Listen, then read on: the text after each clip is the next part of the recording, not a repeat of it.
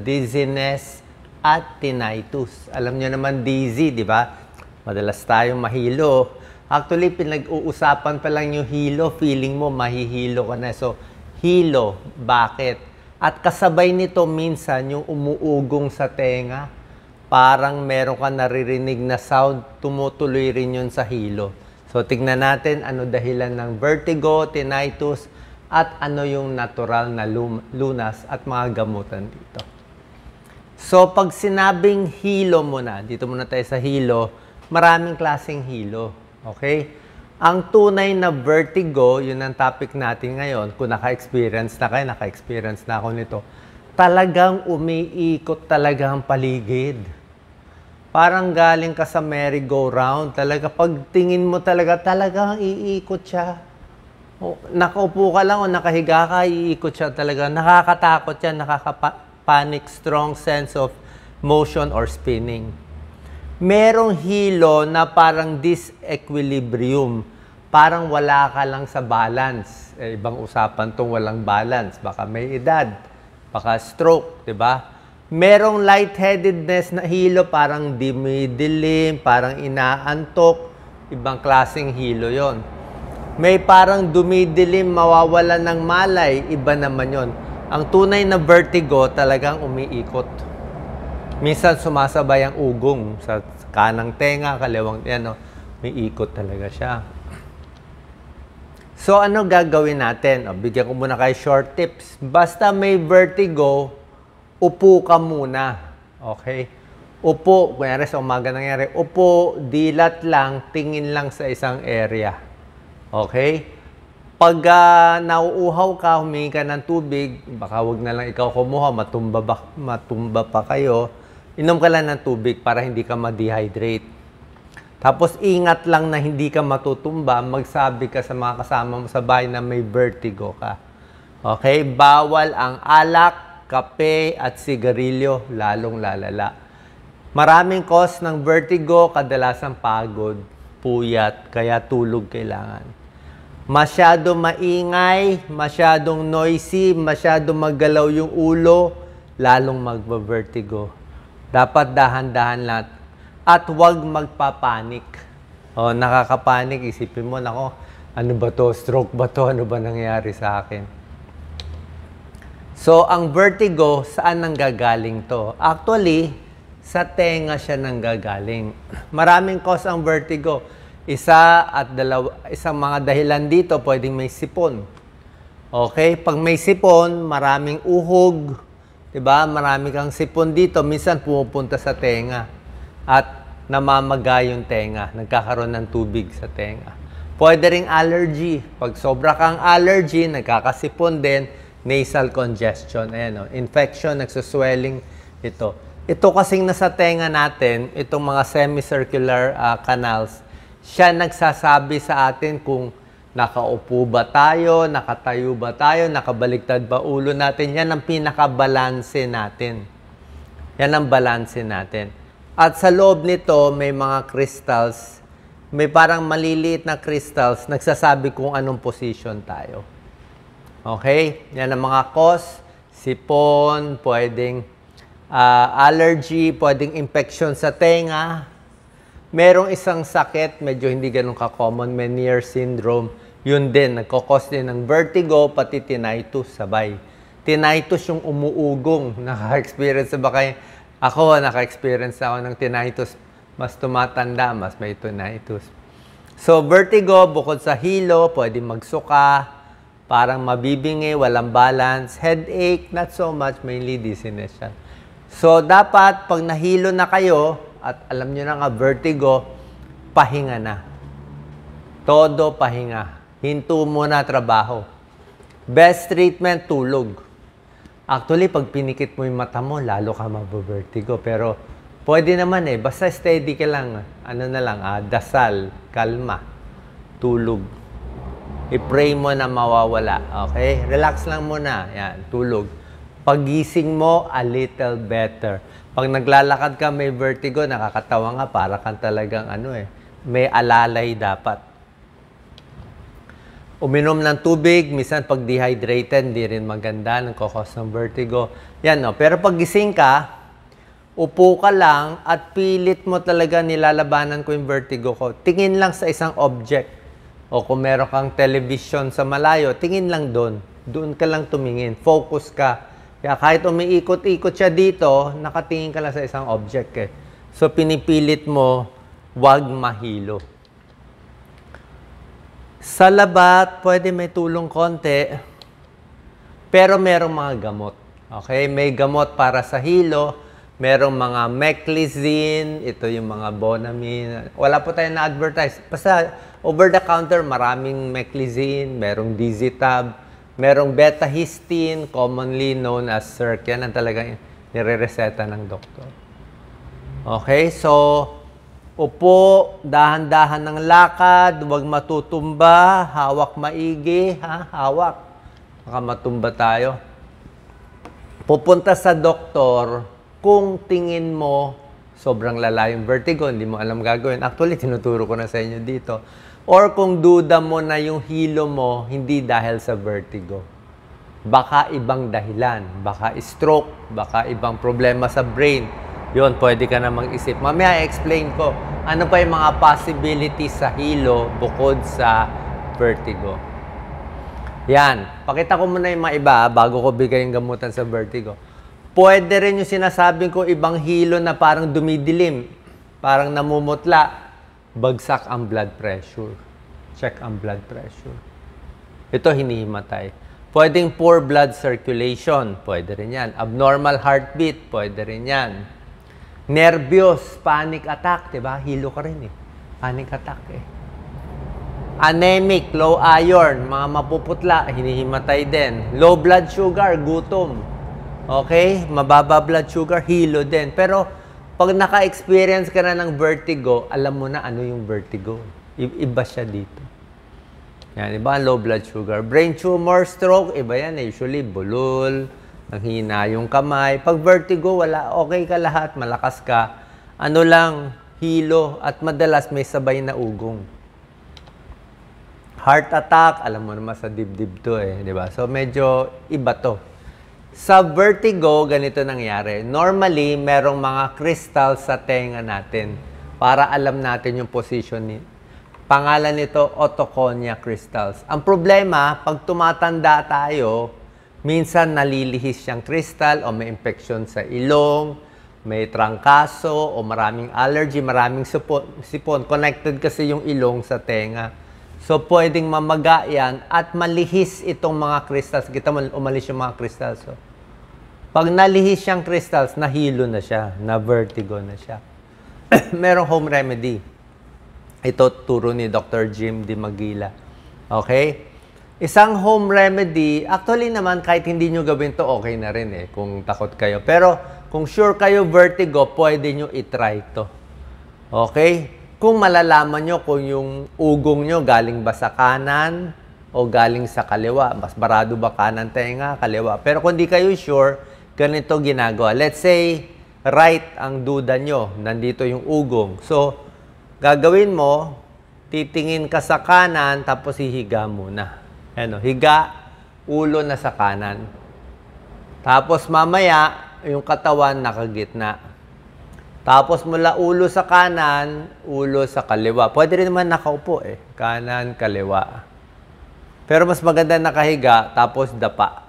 Dapa yung katawan, nakababa yung ulo. So yung ulo, iniikot-ikot mo. Kanan, gitna, kaliwa, tapos tango pa bago upo. Dahan-dahan. Minsan, mas nahihilo pa. Anong purpose nito? Ibig sabihin, itong mga crystals na naglalabasan, na mali ang pwesto, kumbaga ma-imagine nyo, maraming mga buhangin na mali ang pwesto, binabalik mo siya sa tamang posisyon. Dapat may laruan ako ng bata. Di ba may game, may game na iba na may tubig, tapos may mga bola, pinapasok mo sa tamang butas. Di ba may ganong game? Dapat may dala ako noon eh. Ganon din ginagawa natin sa ulo natin. Na yung ulo natin, yung crystals, kanan mo na, kaliwa, taob, po. Usually 3 times to ginagawa. Dahan-dahan, 30 seconds per position. Pwede mo rin namang gawing left side, pabaliktad naman, kaliwa naman. Kaliwa muna umpisa, pareho din naman, kaliwa muna umpisa, Tapos katawan muna, tapos gitna, tapos kanan, tapos papunta sa kanan. Pwede rin ganon. 3 times. Pero kung nahilo kayo, okay lang naman mahilo konti. Stop nyo na. Hindi naman po to delikado. Pero yan din ginagawa ng doktor. Ito usually, generic lang nilagay ko walang brand. Ito usually binibigay talaga ng doktor. Ito ang over-the-counter, Meclizine. Pero ang nire-reseta ng doktor, usually itong mga beta-histine, mas popular, mas mahal. Sinarizine, paminsan-minsan binibigay. Lahat sila anti-vertigo. Anti-vertigo. Ang pinakamadali makuha itong Meclizine. Meclizine, may Dizitab, may Bonamine, may generic, kahit ano pa. Usually, kahit anong hilo, pwede naman to. Sasakay ng kotse, sasakay ng airplane, nahihilo, pwede rin to. Para hindi magsuka. Ang ginagawa nito, para siyang antihistamine. So, yung utak, binabawasan niya yung hilo mo. Okay, pwedeng, kung makukuha ng Meclizine, okay na. 25 milligrams 2 times a day, over the counter. Bago mag-travel, bago mag-airplane, pwede 1 hour before uminom. Wala naman masama dito. Pero doon sa home remedies ko, usually gagaling na rin Ito, mas gusto ko siya, kaya lang mahal siya. Ito yung uso talaga, lalo na sa tumatanda. Kung kayo ay edad 50 pataas, mas common ang vertigo. Bakit? Siguro yung mga crystals natin sa tenga, mas mabilis matanggal. Itong beta-histine, commonly known as Circ, o kung meron pa ibang brand na generic, okay lang. Ang beta-histine, pwede siya sa vertigo, pwede rin siya sa tinnitus, sa ugong. Nung time na nabavertigo ako, naglalagay ako sa bag ko. Yung may bag akong dala, andun yung cellphone. Lagi ako may dalang tableta nito. Para just in case mahilo, makainom agad ako. Vertigo, tinnitus, nausea. Okay? Pwede yan sa vertigo, pwede sa tinnitus. Kaya lang kailangan po na reseta ng doktor. Okay? Pang matagalan ng inom nito, 1 week, 2 weeks, maraming dosage 8, 16, 24 milligrams, mga 2 times a day. Yung mga ENT specialist, gusto nila 24 milligrams 2 times a day. Ako, mababa lang dose ko, 8 or 16 lang ako. Medyo takot ako sa mataas na dose. So, nasa sa inyo, kung payat ka lang naman, 8 or 16 twice a day. Usually, 1 week hanggang umokay, 1 or 2 weeks. Sinarizine, usually binibigay ito kung merong brain problem. Ito, more neurologist nagre-reseta nito, lalo na kung may edad. Ang problema lang dito, nakakaantok. Kaya minsan ayaw natin nakakaantok. Okay, mas okay itong beta-histine at Meclizine. Okay? Sa motion sickness, alam naman natin motion sickness, sasakyan. Okay, so ingat lang. Tulad na sinabi ko, may gamot. Anong trigger ng hilo? Nabigay ko na sa inyo, di ba? Pwedeng nervyos, pwedeng stress, pwedeng depression, pwedeng bisyo, mga diabetic, more common. Minsan yung gamot, side effect, papaalam niyo sa doktor niyo kung baka may gamot kayo nakakahilo. Siyempre, healthy lifestyle, mas maganda. Iwas puyat, bawas stress, bawas naman lahat ng sakit. Usually, stress-related din yung hilo, vertigo, pati yung tinnitus. Okay, ito lang, kain ng masustansya, exercise, good habits. Pag tinnitus naman, pag ugong na, usually beta-histine lang ang mas bagay dyan. Tingnan natin ang tinnitus. Tinnitus is ugong sa tenga. Lagi ko na-experience yan. May time, ako kasi minsan may araw na konting ugong, nilalagyan ko pa nga ng number na parang 1 to 10, akin lang to, 10 pinakaugong, 0, wala. Ako minsan sasabihin ko kay Doc Lizette, nako, ugong ko ngayon 5. Pagising ko pa lang, pagtahimik, parang may hangin na hindi mo maintindihan. So, anong cause ng tinnitus? Pwede ring sipon. Pwede ring allergy. May allergic rhinitis ako, di ba? Ayan, napunta sa pwedeng barado tenga mo, may tutuli. Di ba? Ano sound niya? Parang bubuyog daw. Parang hindi bubuyog sa akin. Parang engine na umaandar. Parang makina. Parang makina. Parang electric fan. Medyo parang electric fan. Parang ilaw na maingay, parang sa akin, parang may hangin siya eh. At nakaka-stress to. Kasi maingay eh. Pero hindi naman usually delikado. Ano problema sa ugong? Katulad nung sinabi ko kanina, yung vertigo, natanggal yung mga crystals, di ba? Ito naman, nasira yung buhok dito sa cochlea. Parang medyo tumatanda. Kaya may ugong na siya. Kumbaga sa speaker ng computer mo, parang ito speaker.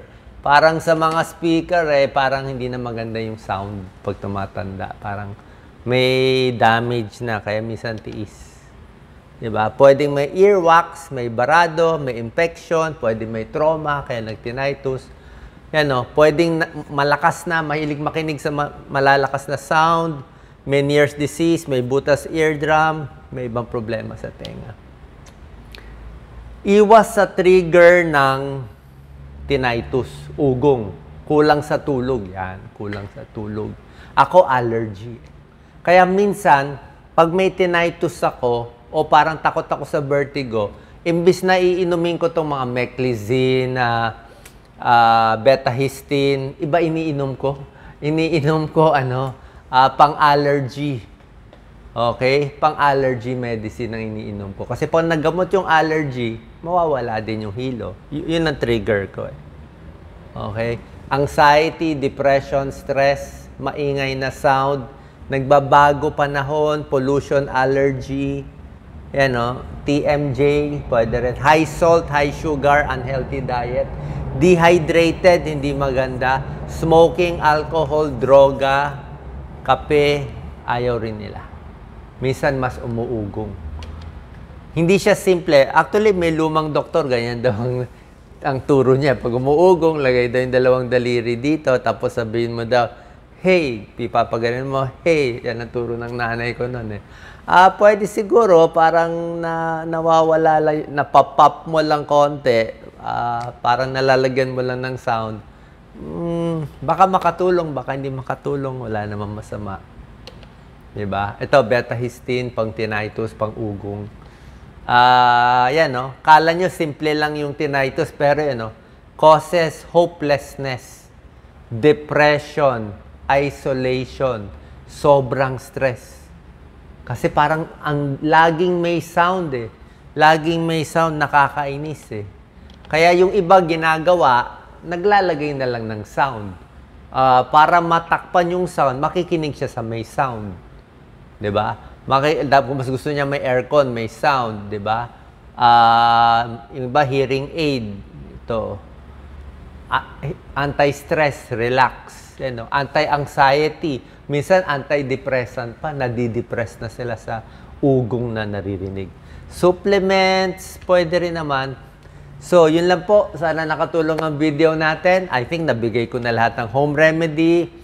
Maingat sa pagkain, di ba? Lahat naman yan eh. Bawas alat, healthy eating, maraming tubig, bawas stress, tapos yung mga home remedies natin. At merong gamot paminsan-minsan tutulungan natin. Oras na umatake ang tinnitus at vertigo. Salamat.